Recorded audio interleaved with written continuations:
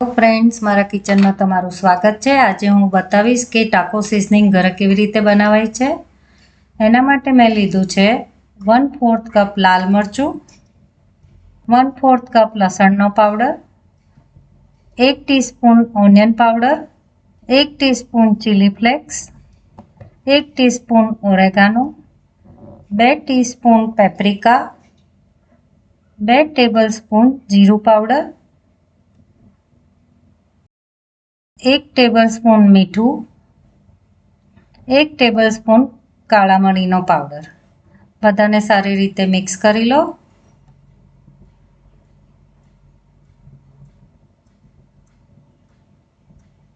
તો મારું homemade ટાકો seasoning તૈયાર છે।